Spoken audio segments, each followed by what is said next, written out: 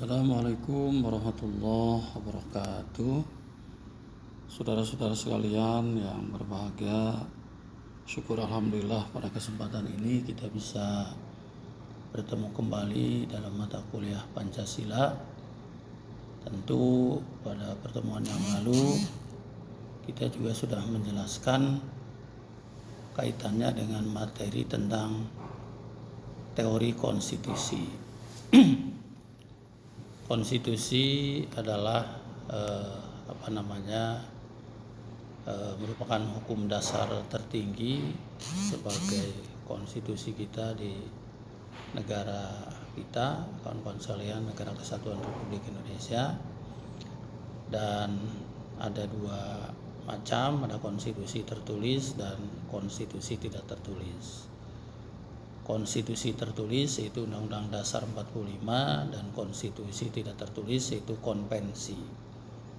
Konvensi itu adalah sebuah kebiasaan ketatanegaraan yang dokumen tertulisnya tidak ada tapi bisa menjadi dasar hukum. Contohnya adalah pidato presiden setiap tanggal 16 Agustus setiap tahunnya di parlemen atau di DPR MPR tentang rancangan anggaran pendapatan belanja negara atau APBN.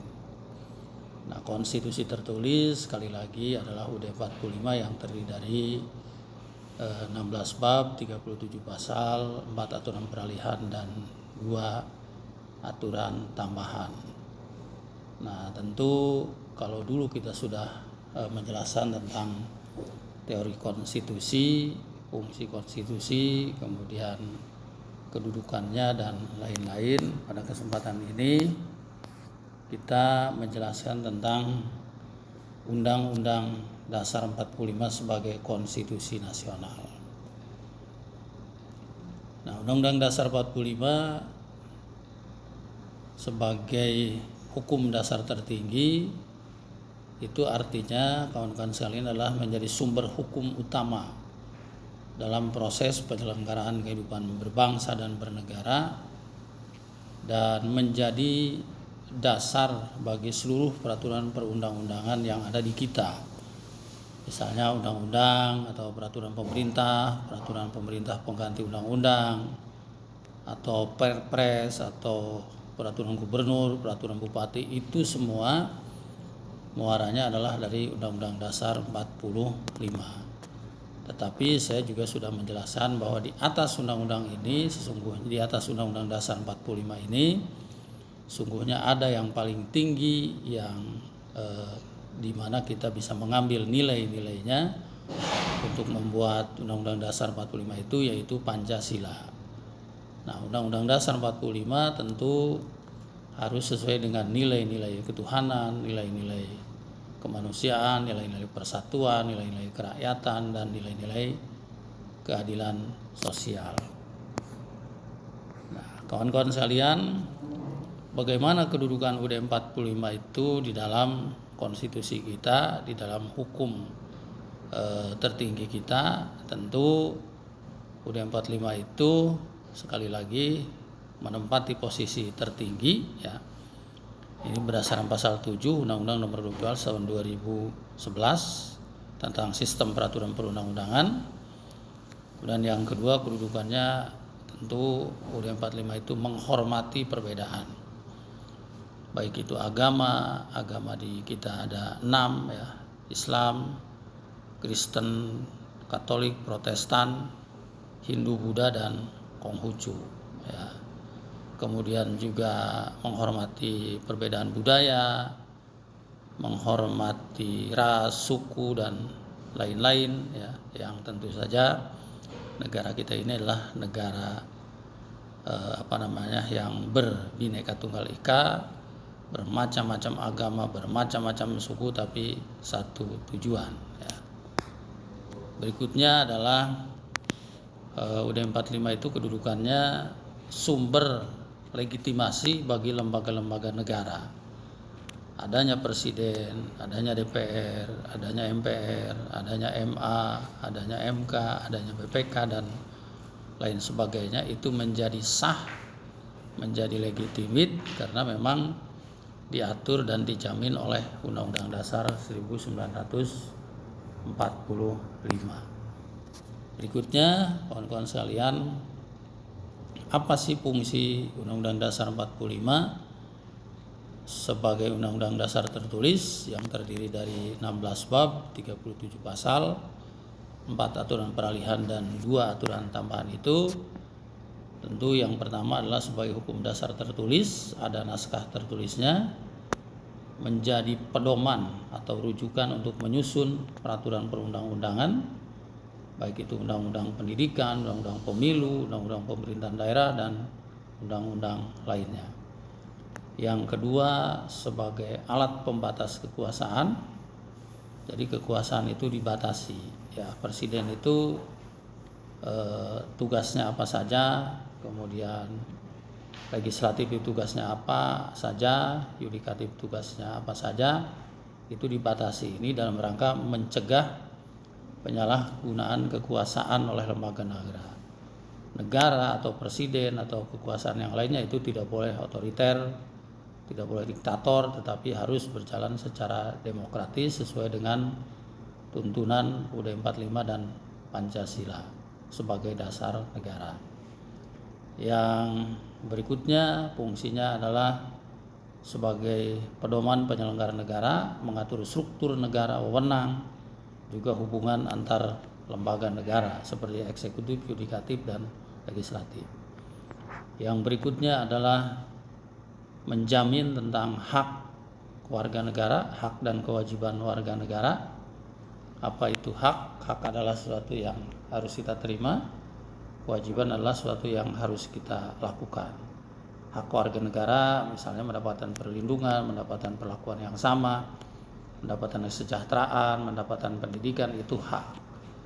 Sedangkan kewajiban adalah membayar pajak, taat peraturan pemerintah, dan lain-lain. Yang berikutnya, fungsi UUD 45 itu sebagai simbol persatuan nasional. Jadi dengan adanya hukum dasar ini yang menjadi sumber rujukan hukum-hukum lainnya, maka kita menjadi bersatu untuk membangun bangsa ini ke arah yang lebih baik. Apa isi pokok Undang-Undang Dasar 45 itu? Tentu di dalamnya ada pembukaan UUD 45 atau preambul. Ini juga mengandung dasar negara atau Pancasila. Di sana ada Pancasila, ada tujuan nasional seperti melindungi rakyatnya, mensejahterakan rakyatnya, mencerdaskan rakyatnya, dan ikut serta dalam ketertiban dunia berdasarkan perdamaian abadi dan keadilan sosial. Itu tujuan negara. Dan selanjutnya adalah di dalam UUD 45 itu mengandung prinsip kedaulatan rakyat. Jadi rakyatlah yang berkuasa, kedaulatan ada di tangan rakyat. Kemudian batang tubuhnya adalah mengatur sistem pemerintahan, ada lembaga negara, ada hak dan kewajiban warga negara atau HAM, ada juga wilayah, dan ada bendera negara. Jadi hal-hal yang mengatur sistem pemerintahan, lembaga negara, hak dan kewajiban warga negara, wilayah, dan bendera negara itu diatur dalam Undang-Undang Dasar 45. Berikutnya adanya aturan peralihan dan aturan tambahan. Ini mengatur masa transisi dan ketentuan pelaksanaan. Berikutnya, kawan-kawan sekalian, Undang-Undang Dasar 45 juga bisa dirubah atau bisa diganti ya dengan Undang-Undang Dasar hasil perubahan itu. Ini disebut dengan amandemen. Sudah terjadi di kita, yaitu antara tahun 99 sampai 2002. Tujuannya adalah memperkuat sistem demokrasi dan check and balance. Jadi supaya demokrasi kita kuat sesuai dengan tuntutan masyarakat, maka UUD 45 itu perlu dirubah. Yang keduanya dalam rangka menegakkan kedaulatan rakyat. Yang ketiganya untuk menegakkan HAM. Yang keempatnya tentu menyesuaikan dengan perkembangan zaman. Kalau zaman menuntut demokrasi misalnya perlu dikuatkan, maka itu dasar atau rujukan di Undang-Undang Dasar 45-nya pun itu harus dirubah, terutama misalnya tentang masa jabatan presiden yang tadinya tidak ada batasnya, kemudian diatur dirubah menjadi hanya 2 periode, yaitu 10 tahun. Pasal tentang masa jabatan presiden itu yang dulu berbunyi ketika belum direvisi, presiden dan wakil presiden memegang masa jabatan selama 5 tahun dan boleh dipilih kembali pada periode berikutnya. Tidak jelas sampai berapa periode. Oleh karena itu di amandemen dirubah menjadi presiden dan wakil presiden memegang masa jabatan selama 5 tahun dan boleh dipilih kembali untuk periode kedua kalinya. Jadi hanya 2 periode atau 10 tahun, tidak boleh lebih daripada itu. Nah, berikutnya kawan-kawan sekalian, setelah kita menjelaskan tentang terminologi UUD 45, fungsinya apa, kedudukannya apa, kemudian ada perubahan atau tidak, ternyata ada, ya sudah 4 kali periode 99 sampai 2002. Sekarang kesimpulannya apa? UUD 45 sebagai konstitusi tertulis itu merupakan dasar hukum tertinggi. Ya, dasar hukum tertinggi itu karena dia menjadi dasar bagi peraturan-peraturan yang lainnya yang ada di negeri ini, seperti undang-undang, kemudian peraturan pemerintah, peraturan presiden, sampai ke bawah yaitu peraturan desa. Nah, kemudian juga menegaskan prinsip negara hukum bahwa dengan adanya Undang-Undang Dasar 45 ini bahwa kita memang adalah sebagai negara hukum. Kemudian rakyatlah yang berdaulat, yang berkuasa, dan kemudian semua itu harus berlandaskan Pancasila sebagai dasar negara dan sebagai ideologi yang sudah kita sepakati, tidak boleh diganti, tidak boleh dirubah. Yang boleh dirubah itu adalah hanya Undang-Undang Dasar 45, yaitu dengan cara amandemen dan dengan cara adendum, yaitu direvisi, ditambah, dikurangi, atau disisipi. Ya. Tidak boleh Undang-Undang Dasar 45 pun kalaupun boleh dirubah di amandemen, misalnya dinyatakan tidak berlaku lalu diganti dengan Undang-Undang Dasar yang baru, itu tidak boleh. Tapi model perubahan Undang-Undang Dasar kita yaitu hanya dengan cara adendum, yaitu menambah, mengurangi, atau menyisipi kalimat-kalimat yang ada dalam pasal Undang-Undang Dasar 1945. Saudara-saudara sekalian, materi tentang Undang-Undang Dasar 45 sebagai konstitusi nasionalis saya kira sangat penting, yang merupakan kelanjutan dari materi yang lalu, yaitu tentang teori konstitusi. Ya, dulu juga sudah dijelaskan bahwa konstitusi itu ada yang tertulis, ada yang tidak tertulis. Ya, yang tertulis yaitu UUD 45, yang tidak tertulis yaitu konvensi. Nah, saya kira itu kawan-kawan sekalian, nanti tolong dibuat resume, ya, pakai nama, pakai NPM, nanti dikumpulkan di kanal Google Classroom, dan